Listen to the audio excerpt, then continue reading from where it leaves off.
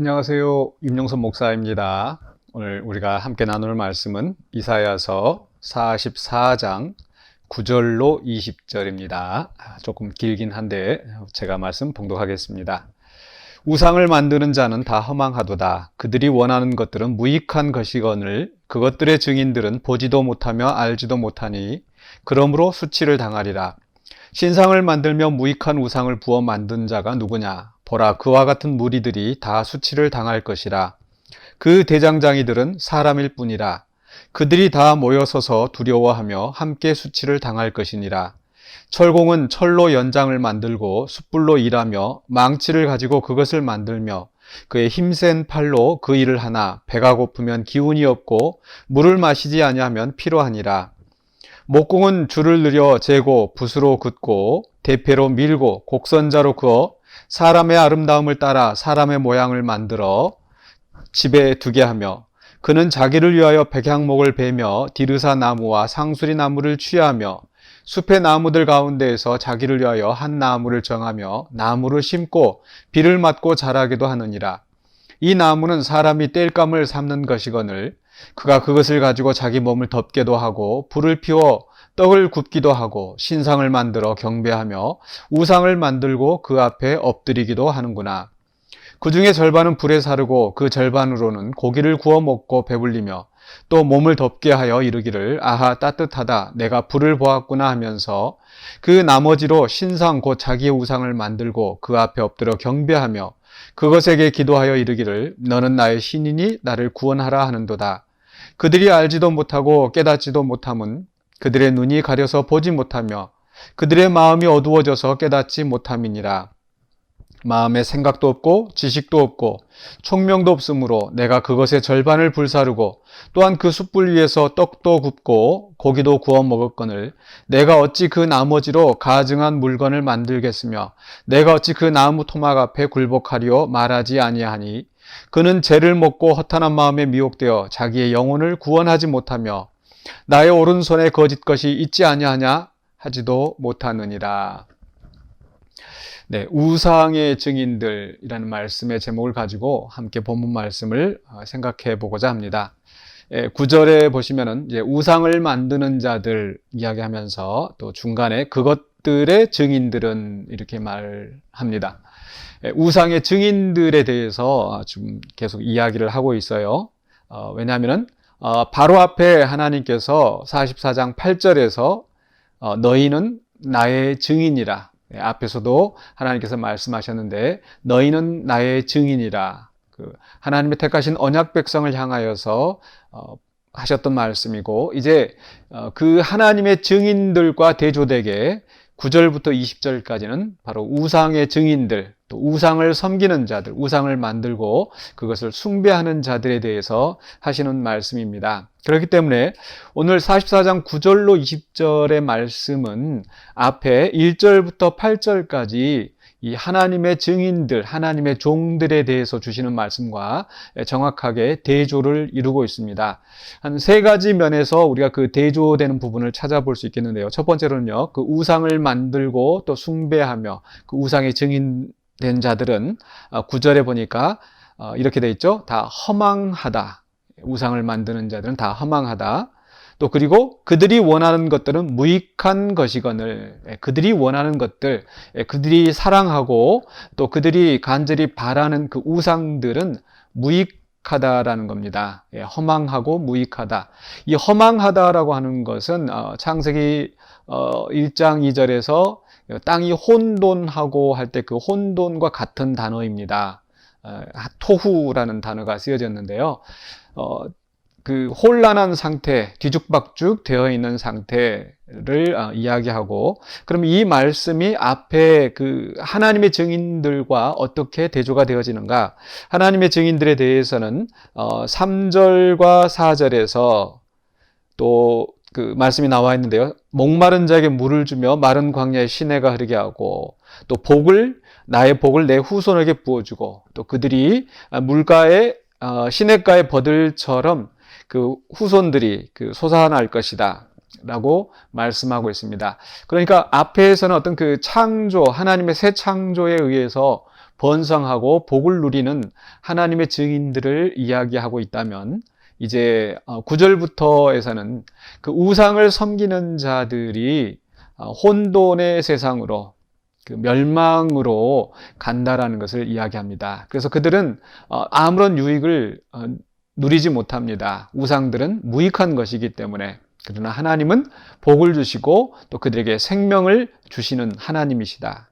그렇기 때문에 하나님의 증인들은 복을 누리고 또 그 후손들도 이제 그 복을 누리게 되겠지만은, 그러나 우상을 섬기는 자들은 허망하게 되고 또 무익하게 될 수밖에 없다. 이것이 첫 번째 대조입니다.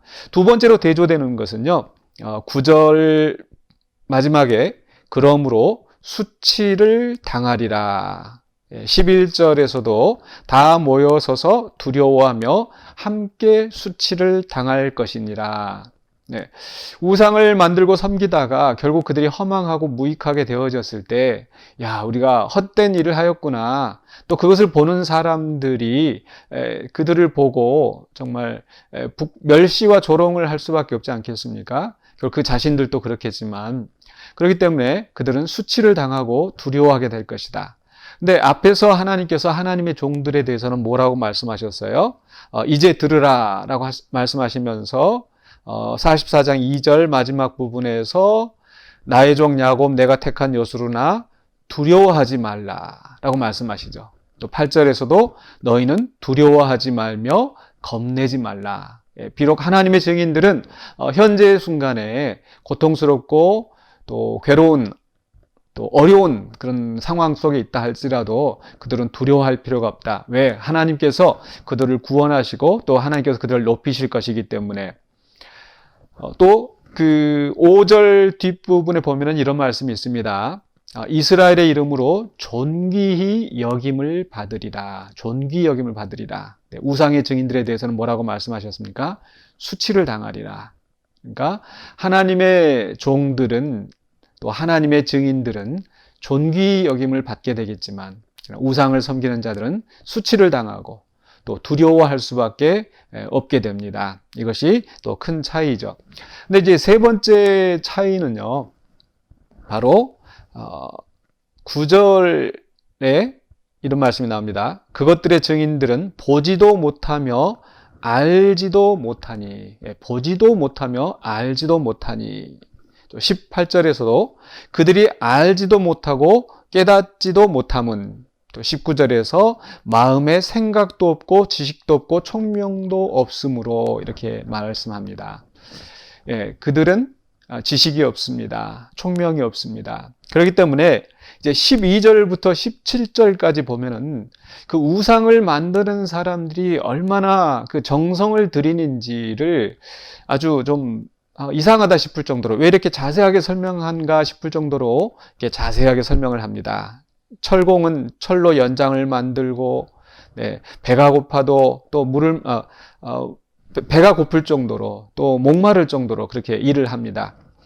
그렇게 일을 해가지고 또 13절에 목공은 줄을 느려재고 붓으로 긋고, 그 연장을 가지고 또 나무를 가져다가 그 우상을 만드는 거죠. 그래서 14절에 자기를 위해 백향목을 베고 또 그 나무를 또 자라게 하고, 그런데 실상 그 나무는 땔감으로 쓰는 것인데 또 음식을 만들 때 쓰는 것인데, 그걸 가져다가 일부는 그 나무를 가져다가 땔감을 떼서 몸을 더 따뜻하게 하고 또 음식을 만들고, 그러면서 그런 용도밖에 쓸 수 없는 나무를 가져다가 아주 정성을 들여서 우상을 만들어 놓은 거죠. 그런데 그 결과는 무익하고 허망한 겁니다. 근데 미리 그걸 알았더라면 그런 그 허망한 일을 하지 않았겠죠. 그렇게 공을 들여서 열심히 일을 했는데 사실 그것들은 또 그리고 그렇게 만들어서 나를 구원하라. 17절에 거기다 엎드리고 절을 하면서 나를 구원하라. 그러나 결과는 20절에 마지막에 자기의 영혼을 구원하지 못하며 나의 오른손에 거짓것이 있지 아니하냐 하지도 못하느니라. 정말 그 우상을 섬기면서 그것을 깨닫지도 못하고, 그러니까 그렇게 열심히 공을 들여서 우상을 만들고 그 앞에 절을 하고 기도하고 한다라는 거죠.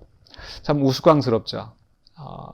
결국은 땔감밖에 안 되는 나무를 가져다가 그런 헛된 짓을 하고 있다. 이걸 지적하는 겁니다. 마치 저는 이 말씀을 생각하면서 우리 또 주변에 흔히 볼 수 있는 그런 그 장면이 생각이 나는데요. 마치 우리가 가게를 차려놓고 개업을 또 한다거나 하면은 이 돼지 머리를 가져다 놓고 고사를 지냅니다. 예. 사실 그 먹거리밖에 안 되는 그 돼지 머리를 가져다가 그 앞에 절을 하고 또 돈을 꼽아 놓고 이 가게가 잘 되기를 또 사업이 잘 되기를 기원하는 거죠. 결과는 무익하고 허망할 것입니다. 그런데 사람들은 그런 일을 하면서도 그것이 결국 수치를 당하고 두려움 당하게 될 것을 모릅니다. 알지도 못하고 지식이 없습니다. 그렇기 때문에 그 일을 계속하는 거죠. 그러나 하나님의 종들은 어떠한가? 하나님의 종들은 8절에 보시면 44장 8절에 보면요. 너희는 두려워하지 말며 겁내지 말라라고 말씀하시면서 그 다음에 내가 예로부터 너희에게 듣게 하지 아니하였느냐 알리지 아니하였느냐. 하나님께서는 그 하나님의 종들에게 알리시는 겁니다. 계시의 말씀을 통하여서 또 선지자들을 통하여서 하나님의 하셨던 일들 또 하나님이 하신 일들을 알게 하십니다. 그렇기 때문에 하나님의 종들은 또 하나님의 증인들은 그 말씀을 듣고 깨달으며 하나님을 온전히 섬기게 되는 겁니다. 그러나 우상의 증인들은 아무리 가서 알게 해라 라고 해도 알게 할 수가 없습니다. 우상들은 무익하기 때문에 그렇기 때문에 그들은 깨닫지도 못하고 알지도 못하고 그러면서 그 우상을 섬기다가 결국은 비참한 최후를 당하게 된다는 거죠. 이렇게 하나님의 증인들과 우상의 증인들을 대조하면서 이제 이 말씀을 통해서 바로 온전히 하나님을 섬기라라는 그 메시지를 전달하고 있는 거죠. 오늘 이 말씀을 보면서 우리가 생각해야 될 것은 무엇인가? 아마 또 이 말씀을 함께 듣는 나누는 우리들 가운데 또 대부분 제가 믿기로는 많은 분들이 아마 우상과는 상관없는 삶을 사실 겁니다. 눈에 보이는 우상, 또 사람들이 분명히 우상이라고 인식하는 것들은 섬기지 않겠지만 그러나 때로 우리의 마음 속에서 우리의 욕심을 따라서 이 세상의 헛된 가치를 따라가는 그런 경우들이 있는 것 같아요. 그래서 거기에 공을 들이고 열심을 다하고 마치 그것이 우리에게 어떤 행복을 주고 또 그것이 우리에게 어떤 성공을 보장해 주는 것인 양 마치 우상 숭배하는 것처럼 열심을 다하는데 그러나 그 결과는 결코 생각하는 것처럼 그렇게 복된 결과가 아닐 수도 있습니다. 아닐 것입니다. 오늘 말씀 속에서 분명히 말씀하시는 것처럼 그렇다면 우리가 정말 섬겨야 될 또 경외해야 될 대상은 바로 하나님이라는 것.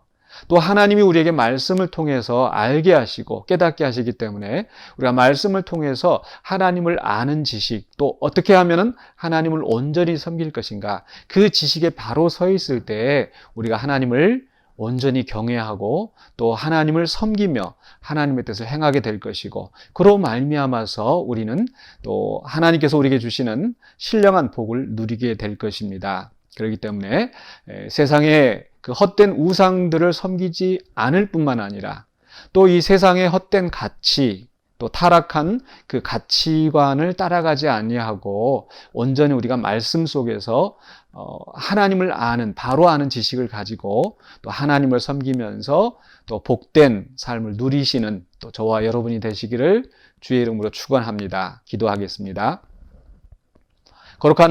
거룩하신 아버지 하나님 은혜를 감사합니다. 오늘 세상의 우상들을 또 세상의 가치를 따라가는 자들이 겪을 그런 일들에 대해서 우리가 함께 생각해 보았습니다. 우리가 어리석은 그 길로 가지 않게 하여 주시고 온전히 우리는 주의 말씀을 묵상하며 또 그 속에서 하나님의 뜻을 온전히 깨닫고 하나님을 분별하고 하나님이 원하시는 우리의 삶을 살아갈 수 있는 우리가 되게 하여 주시옵소서. 오늘도 주의 은혜 안에서 주님을 알고 주님과 교제하며 승리하는 우리가 되게 하여 주시옵기를 간절히 바라고나며 살아계신 예수 그리스도 이름으로 기도하옵나이다. 아멘.